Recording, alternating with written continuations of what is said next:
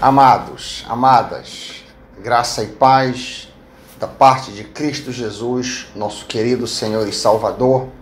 Estamos juntos mais um domingo à noite para exaltar o nome do Senhor, para em espírito nos unirmos, já que não podemos ter a comunhão física, temos pelo menos esse meio de nos agruparmos, nos reunirmos buscando ao Senhor. Queria te convidar para unir o teu coração ao meu em uma palavra de oração, abrindo assim este culto. Pai de amor, Pai querido, Pai santo, te louvamos, te adoramos, te bendizemos. Queremos entregar este culto a Ti, Pai, queremos render culto, prestar culto ao Senhor nesta noite. Recebe, Pai, os nossos corações, recebe as nossas vidas, em nome de Jesus. Amém. Celebrando a glória do Reino de Deus no Pará. Dando continuidade à campanha de missões estaduais, nós queremos convidar você da Primeira Igreja Batista do Pará ou outros irmãos de outras igrejas a se alegrarem conosco pelas obras que o Senhor tem realizado no estado do Pará, na Primeira Igreja Batista do Pará e em todos os seus ministérios. Um deles é o projeto Pão da Vida, que tem como foco a evangelização da população de rua.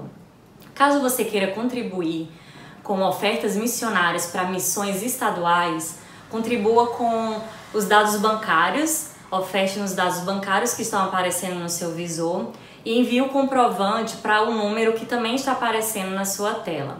Venha assistir conosco o vídeo que fala um pouquinho sobre o Ministério Pão da Vida que a PIB do Pará tem realizado.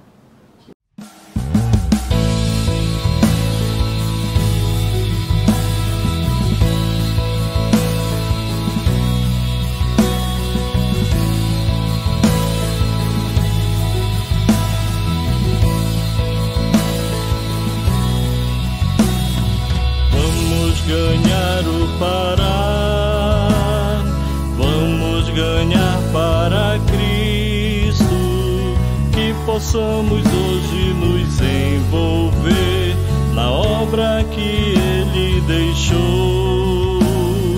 Vamos ganhar o Pará, vamos ganhar para Cristo, que possamos hoje nos envolver na obra que Ele deixou.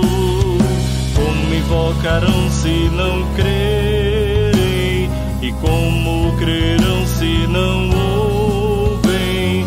E como ouvirão se não há quem pregue? E como pregarão se não forem enviados?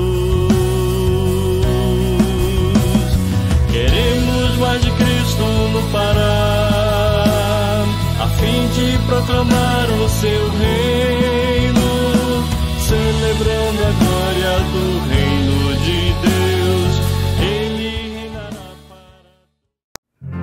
Cantarei teu amor para sempre, cantarei teu amor para sempre, cantarei teu amor para sempre, cantarei teu amor para sempre. Dos montes corre para o mar, teu rio de amor por mim. Eu abrirei meu coração, deixando tua cura entrar. Me alegro por te pertencer, levantarei as minhas mãos. O teu amor me alcança e me faz louvar-te.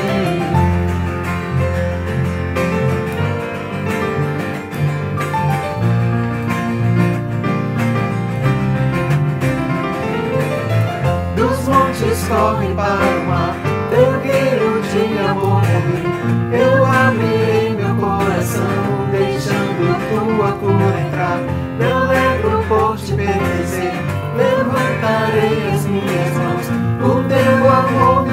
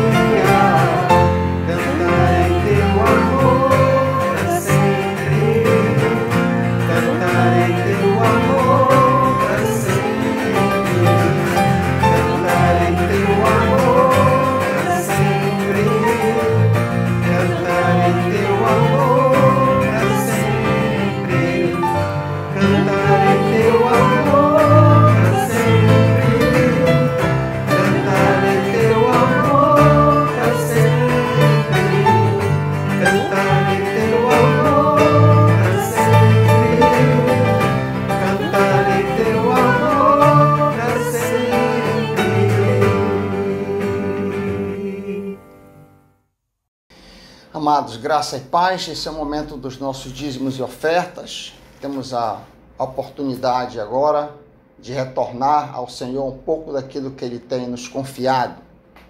Os dados da igreja, como sempre, estão abaixo. E também o Projeto Filéu, queria relembrar do Projeto Filéu.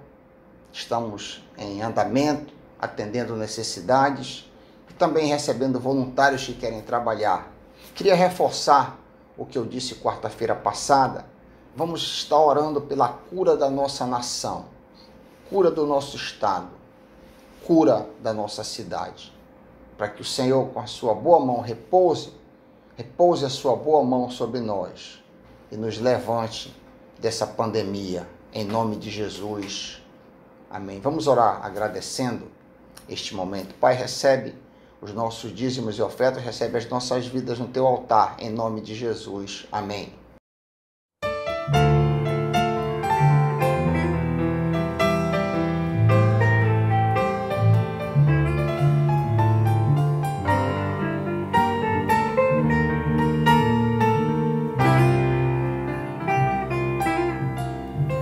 O meu Deus não está morto, nem pendurado no madeiro.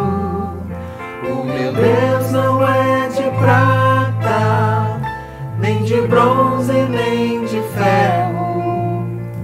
O meu Deus está bem vivo, está olhando para você. O meu Deus quer acabar com este sofrer. Para ser abençoado, não precisa pagar promessas. Jesus Cristo já morreu por nós e a vitória já é certa. Não se iluda com essa vida, o caminho é Jesus. Levante agora e tome a sua cruz. Jesus é o Rei da glória. Ele é o único que pode te dar vitória.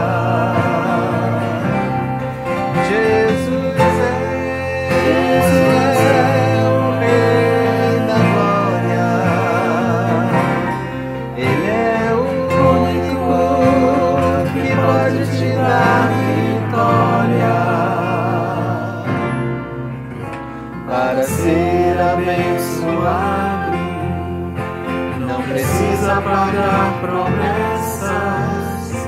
Jesus Cristo já morreu por nós e a vitória já é certa. Não se iluda com essa vida, o caminho é Jesus. Levante agora e tome a sua cruz. Jesus é o Rei da glória. Ele é o único que pode te dar vitória.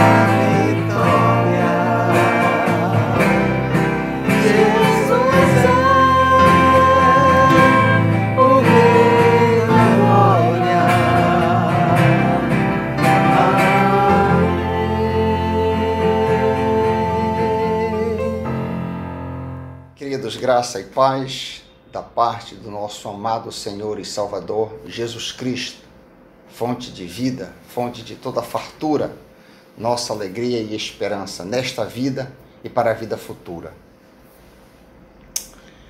Nós vamos continuar as exposições e comentários no Evangelho de Marcos. Nós vamos tomar onde nós paramos domingo passado. E eu queria que você se voltasse para o texto santo, o texto que nós vamos considerar rapidamente hoje à noite, está no capítulo 6, a partir do versículo 30. Marcos, capítulo 6, do 30 ao 44. Você que está na sua casa, pode acompanhar comigo, abrindo a sua Bíblia e assim se inteirando do que nós vamos comentar. Marcos 6, a partir do 30. Voltaram os apóstolos à presença de Jesus e lhe relataram tudo quanto haviam feito e ensinado. E ele, Jesus, lhes disse: vinde repousar um pouco à parte no lugar deserto, porque eles não tinham tempo nem para comer, visto serem numerosos os que iam e vinham. Então eles foram sós no barco para um local solitário. Muitos, porém, os viram partir e, reconhecendo-os, correram para lá, a pé, de todas as cidades, e chegaram antes deles. Ao desembarcar, viu Jesus uma grande multidão e teve pena deles, porque eram ovelhas que não têm pastor. Passou a ensinar-lhes muitas coisas. E declinando a tarde, vieram os discípulos a Jesus e lhe disseram: é deserto este lugar, e já avançada a hora. Despede a multidão para que, passando pelos campos ao redor e pelas aldeias, comprem para si o que comer.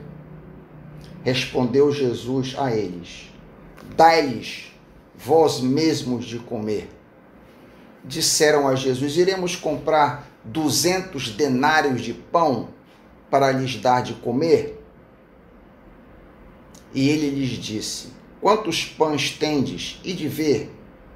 E sabendo eles, responderam: 5 pães e 2 peixes.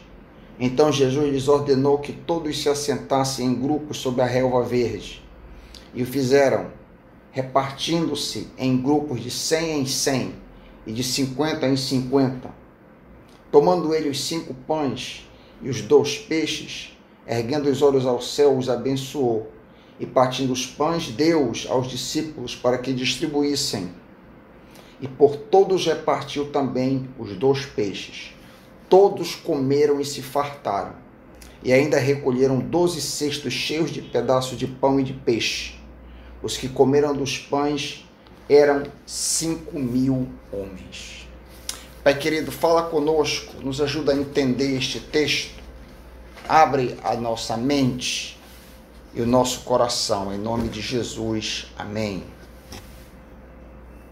Como disse ainda há pouco, temos feito um trabalho de exame do texto ao longo aí de muitos e muitos meses, tentando colher do texto algumas lições e também entender o que o texto está dizendo. Este tem sido o nosso objetivo na exposição deste Santo Evangelho. O nosso texto, mantenha a Bíblia aberta, o nosso texto abre no versículo 30, com o relato dos apóstolos sobre a missão que Jesus o havia enviado. Essa missão está relatada em Marcos 6 em diante, onde lemos que Jesus enviou os 12 de 2 em 2 para que pregassem o Evangelho, expulsassem demônio e curassem todo tipo de enfermidade. Agora eles retornam a Cafarnaum e dão um relatório de Cristo, a missão que lhes foi confiada. Não existe registro do que exatamente eles fizeram, mas provavelmente eles reproduziram as obras que Jesus vinha realizando. Ou seja, eles pregaram, até então Jesus era o único pregador, eles expulsaram espíritos imundos, como Jesus fez, e curaram enfermos. Esta foi a obra que eles reportaram de volta a Jesus. É um período de grande atividade. É um período convoluto, um período de grande atividade, período ministerial efervescente, ao ponto de que Jesus e seus discípulos, diz o texto, não tinham tempo nem para comer, eu imagino, nem para comer sem serem interrompidos, eu imagino, já que eles não poderiam ficar dias a fio sem comer, então eles não tinham tempo para comer sem que pessoas viessem interrompê-los. Multidões sem conta vinham ouvir os ensinos de Jesus e também buscavam cura para suas enfermidades. Daí Jesus convidar seus apóstolos para um período de descanso. Notamos aqui o cuidado de Jesus com os apóstolos, o cuidado, o carinho de Jesus para com seus auxiliares. Afinal, trabalho sem interrupção faz mal à saúde humana. O sábado, um dos 10 mandamentos, visava prover descanso compulsório à atividade laboral dos seres humanos. É muito ruim quando a gente trabalha sem parar. Vemos aqui o próprio Jesus necessitando de descanso e chamando seus auxiliares para descanso. Há uma lição aqui. Há uma lição para mim e para você aqui.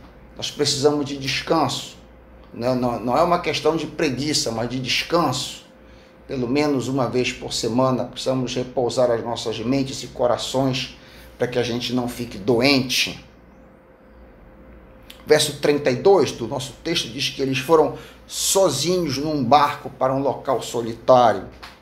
A narrativa paralela, este episódio, meus irmãos, é um dos poucos episódios que são relatados nos 4 evangelhos. A alimentação dos 5.000. O texto paralelo, a narrativa em Lucas 9:10, informa que o local era parte de uma vila chamada Betsaida. É provável que esta área fosse uma região de pastagem, já que em Marcos 6:39 a multidão se assenta na relva verde, diz o texto, conforme lemos. Nosso texto segue dizendo que ao desembarcar, Jesus viu uma grande multidão e teve pena deles, porque eram como ovelhas que não têm pastor. Temos aqui um relance do coração de Jesus. Jesus é compassivo e misericordioso. Sua intenção original, veja bem, era um merecido período de descanso. Ele e seus apóstolos sozinhos. Mas ao avistar a multidão aguardando por ele, Cristo é movido por compaixão, por terno amor pelo povo. Este é o Jesus amoroso que nós servimos, uma outra lição que tiramos do texto. Esse é o Jesus amoroso que nós servimos. Esse é o Jesus que em Lucas 19:41 lamenta e chora pelo destino futuro de Jerusalém, quando ela seria cercada, incendiada pelos romanos. Esse é o Jesus que em João 11:35 chora diante da dor de Marta e Maria pelo irmão Lázaro. Esse é o Jesus que se compadece, sofre conosco, que se importa com a nossa dor, que se importa com as nossas aflições, que se importa com os nossos sofrimentos. Quando passamos por aflições, Jesus se aflige conosco. Quando passamos por tribulações, Jesus é atribulado conosco.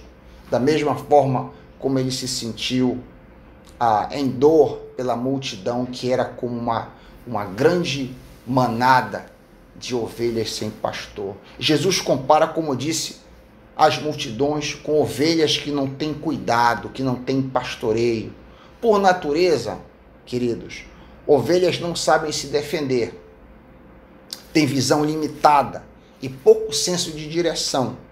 Diferente da maioria dos animais, as ovelhas são dependentes de cuidados humanos, do contrário, perecem facilmente por inimigos naturais.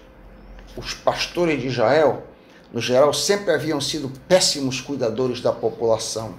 Lemos, por exemplo, em Jeremias 23:2. Jeremias 23:2. Assim diz o Senhor, o Deus de Israel, contra os pastores que apacentam o meu povo. Vocês dispersaram as minhas ovelhas e afugentaram a elas. Delas não cuidaram. mas eu cuidarei de vos castigar a maldade dos vossos corações, diz o Senhor. Na época de Jesus, os pastores de Israel, quem eram os pastores de Israel? Na época de Jesus, os fariseus, os escribas, os saduceus. Na época, eles desprezavam as multidões.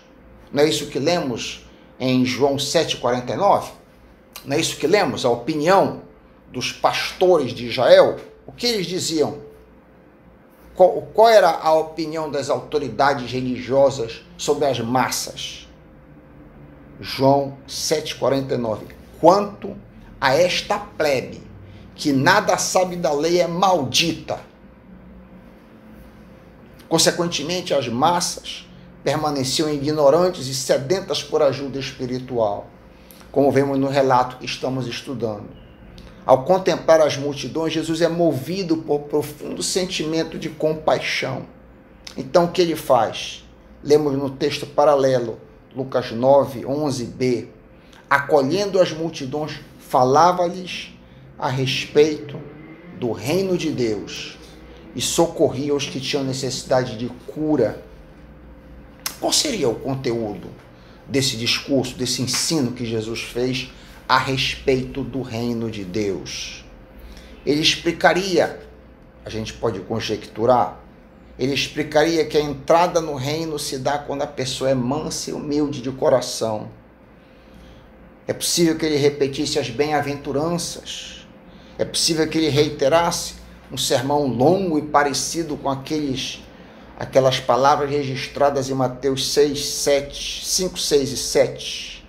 Ali onde ele ensina: ouvistes o que foi dito pelos antigos, eu, porém, vos digo. É possível que ele tenha reensinado a oração do Pai Nosso e outras tantas pérolas que saíram da boca do Senhor Jesus. Ainda com relação ao reino de Deus, é possível que Jesus os chamasse ao arrependimento e fé nele mesmo, como o Messias de Israel. Assim, Cristo chamaria o povo a que entrasse no reino, depositando confiança nele, a fim de receber perdão de pecados e vida eterna. É interessante que, embora Jesus se interesse por necessidades físicas, e ele vai fazer isso aqui nesse texto, Jesus está interessado em nossas necessidades físicas, sua preocupação maior era com o estado da alma das pessoas. É isso que lemos em Lucas 12, 4 e 5. Eu lhes digo, meus amigos, não tenham medo dos que matam o corpo e depois nada podem fazer. Eu lhes mostrarei a quem vocês devem temer. Temam aquele que depois de matar o corpo tem poder para lançar no inferno. Sim, eu lhes digo, esse vocês devem temer. Há uma lição profunda. Aqui há uma terceira lição, além das duas que nós já vimos. Há uma lição a ser aprendida. Nossa preocupação maior deve ser com o reino de Deus, com o destino eterno de nossas almas, com a segurança perene que só Cristo pode dar. Todas as coisas no reino da terra, todas as coisas deste mundo são passageiras, mesmo as melhores delas. Bens materiais, saúde e família. Nossa preocupação maior deve ser acumular riquezas no reino dos céus, como lemos em Mateus 6, 19 e 20. Não acumulem para vocês tesouros na terra, disse Jesus, onde a traça e a ferrugem destroem, e onde os ladrões arrombam e furtam, mas acumulem para vocês tesouros no céu, onde a traça e a ferrugem não destroem, e onde os ladrões não arrombam nem furtam. É muito provável que Jesus tenha ensinado todos esses valores às multidões que o buscavam em Mateus 6. Veja bem que eles passaram o dia inteiro juntos. A multiplicação vai acontecer no final da tarde. Então é possível que Jesus tenha passado o dia inteiro ensinando essas verdades que eu sintetizei em poucas palavras. Com o decair da tarde, os apóstolos se preocupam com a alimentação das multidões. É possível que eles mesmos, os próprios apóstolos, estivessem com fome. O local era ermo e remoto, sem nada para comer na região. Lemos nos versículos 35 e 36. Já era tarde, por isso os seus discípulos aproximaram-se dele e disseram: este é um local deserto e já descambeia o dia. Manda embora o povo para que possa ir aos campos e povoados vizinhos comprar algo para comer. Eu estou lendo a versão impressa aqui, na Nova Versão Transformadora, uma paráfrase. A multidão era grande e naqueles dias era muito difícil conseguir comida rapidamente. Não havia refrigeração, não havia fast food, e a comida tinha que ser preparada e encontrado um local para que a preparação acontecesse. Qual a reação de Jesus diante do que disseram seus discípulos? Eles disseram: despede a multidão. Como que Jesus reage a isso? Nós sabemos o final da história, sabemos que o próprio Cristo há de alimentar todo mundo. Note que estamos diante da graça comum, a graça que abençoa todos indiscriminadamente. Deus é bondoso para com todos, fazendo o sol brilhar e a chuva cair sobre justos e injustos. Deus permite que as plantações dos santos e dos ímpios floresçam igualmente. Assim a graça comum de Deus para com todos. Até mesmo pessoas que rejeitam a Deus se apaixonam, têm a alegria de ter um bebê, curtem o pôr do sol, saboreiam gostosas refeições, tiram férias, se maravilham diante da beleza natural, ganham dinheiro, curtem todos os prazeres da vida. Isso é a graça comum. Ninguém precisa se qualificar para curtir um lindo amanhecer. Ninguém precisa se qualificar para saborear uma deliciosa refeição. Ninguém precisa se qualificar para experimentar o prazer de se apaixonar. Tudo isso é parte da graça comum, da boa mão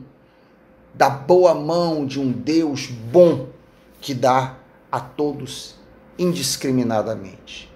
Vemos aqui a graça comum no comportamento de Jesus, que há de favorecer a todos sem se importar com o caráter de cada um dentro da multidão. Havia 5.000 homens. Jesus não faz nenhum tipo de discriminação. Ele tem compaixão de todos. Ele expulsa demônios de todos. Ele abençoa todos. Ele dá o evangelho a todos. Ele cura a todos. Ele ensina a todos. Ele alimenta a todos. Por outro lado, Jesus seria rei apenas daqueles que o aceitassem como Senhor e Salvador. Mas em sua primeira vinda, ele não veio para ser rei, mas sim para ser servo e morrer pela humanidade. Ele virá outra vez para ser rei de todos. Agora, ele é rei apenas daqueles que o aceitam e o têm como rei no seu coração. Quando os discípulos sugeriram a Jesus que mandasse o povo embora faminto, sua reação foi: dê-lhes vocês algo para comer. Mas eles disseram: isso exigiria 200 denários, versículo 37. Devemos gastar tanto dinheiro em pão e dar-lhes de comer? Quando Jesus manda que seus apóstolos deem comida ao povo, ele sabia que não havia alimento à mão. Apenas ele queria que essa falta ficasse explícita, pois Jesus tinha em mente o estrondoso milagre que faria. O registro da falta de comida colocaria o milagre em destaque. O registro da falta de comida, diante de todos, colocaria em relevo a ação e a maravilha que Jesus faria. Nós não sabemos se os apóstolos dispunham da soma de dinheiro que eles sugeriram gastar, 200 denários. O que sabemos era que o denário era o valor do pagamento de um diarista. 200 denários equivaleria à alta soma de 8 meses de trabalho. A passagem paralela nos revela que Filipe, um dos apóstolos, achava que nem esse montante seria bastante para alimentar todo mundo. Lemos em João 6,7, Filipe respondeu a Jesus: 200 denários não comprariam pão suficiente para que cada um recebesse um pedaço. Note bem que, embora o texto de Marcos 6,44 diga que os que comeram foram 5.000 homens, havia na ocasião muito mais gente do que isso. Como podemos saber? É só checar a passagem paralela de Mateus 14:21. Mateus 14:21 diz que os que comeram foram cerca de 5.000 homens, além de mulheres e crianças. Estima-se, os teólogos pensam, que os números totalizavam por volta de 20.000 pessoas. Em outras palavras, estamos diante de uma vasta multidão diante de Jesus. Jesus pergunta a seus apóstolos: quantos pães vocês têm? Verifiquem. Quando ficaram sabendo, disseram: 5 pães e 2 peixes. O texto paralelo de João 6, 8 e 9a diz que os pães e os peixes eram aparentemente o lanche de um garoto. João 6, 8 e 9. Um dos seus discípulos, chamado André, irmão de Simão Pedro, informou a Jesus: eis aí um rapaz que tem 5 pães e 2 peixinhos. Imagina-se que o pão de cevada aqui referido era algo como uma bolacha creme crack de bom tamanho, uma broa, como se diz no interior do Pará, uma broa. O peixinho deve ser algo seco e salgado. Nosso texto segue dizendo no versículo 39, então Jesus ordenou que fizessem todo o povo assentar-se em grupos na grama verde. Assim eles se assentaram em grupos de 100 e de 50. Jesus manda que os apóstolos agrupem as pessoas em grupos a fim de poder fazer corredores entre os grupos para a distribuição de comida. Logo os discípulos poderiam ir e vir ao povo com a comida, ir e voltar a Jesus para pegar mais. Nós não devemos imaginar que esses números 100 e 50 fossem números exatos. Esses eram números arredondados, com certeza. Aparentemente, se dividisse assim, ficaria mais fácil ter uma ideia de números e também de como passar entre o povo. Além disso, quando todos se assentassem no chão, isso aqui é o mais relevante para essa divisão, ficaria óbvio à vista de todos a divisão, a multiplicação nas mãos de Jesus. Seria mais fácil ver à distância o que Jesus estava fazendo. Versículos 41 a 43. Tomando os 5 pães e os 2 peixes e olhando para o céu, movimento típico de Jesus, olhar para o céu e dar graças ao Pai. Agradeceu e partiu os pães. Em seguida, entregou-os aos seus discípulos para que servissem ao povo. E também dividiu os 2 peixes entre todos eles. Todos comeram e ficaram satisfeitos. E os discípulos recolheram 12 cestos cheios de pedaços de pão e de peixe. O milagre da multiplicação que nós acabamos de ler é inexplicável. É algo tremendo.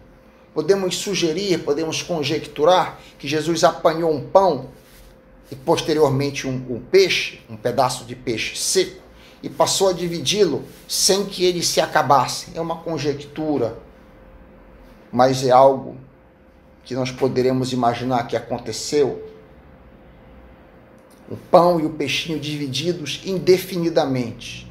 Estamos diante de algo sobrenatural. Destaca-se a fartura e a abundância do poder de Cristo, pois o texto diz que cada um comeu não apenas um pedaço, mas se fartou. Ficaram satisfeitos. É bom termos em mente que estamos diante de uma imagem que nos retrata Jesus como o pão da vida, o único que realmente satisfaz a nossa fome espiritual. Uma outra lição que podemos tirar deste texto é que a Igreja de Cristo deve ter compaixão das necessidades materiais das pessoas, assim como Cristo teve compaixão. Devemos agir para aliviar a fome e o sofrimento das pessoas ao nosso redor.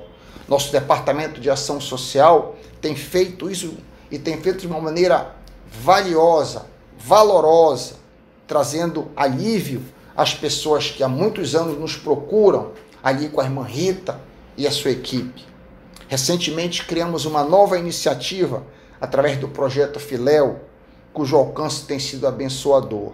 Que possamos ser generosos e abundantes com nossos bens, tal qual Jesus foi generoso, abundante e fartou as multidões com pão. Que Deus nos abençoe, em nome de Jesus. Amém.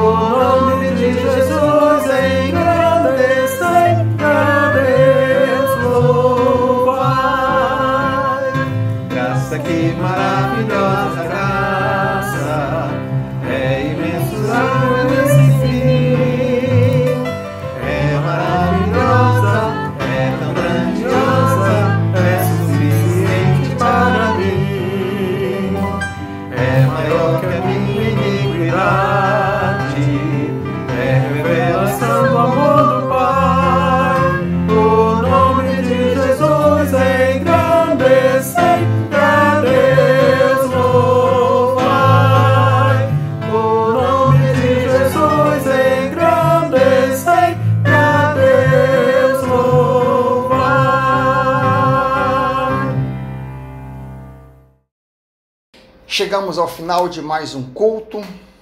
privilégio podermos de alguma maneira estar juntos para esses momentos de compartilhar, aprender um pouquinho com a palavra do Senhor, exercitar as nossas almas e corações diante do Senhor e render-lhe culto. Vamos encerrar este momento santo com a bênção apostólica. Que o amor de Deus, o Pai, que a graça bendita, a graça salvadora de Cristo Jesus, nosso Senhor, seja conosco durante esta semana. Em nome de Jesus, amém.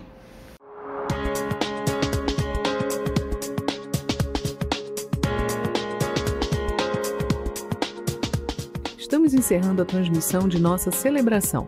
Se você tomou uma decisão ou foi abençoado, fale conosco através do e-mail oração@pibpa.org.br. Gostaria que mais pessoas fossem abençoadas através desse ministério? Não deixe de nos ajudar para que essa obra continue a crescer.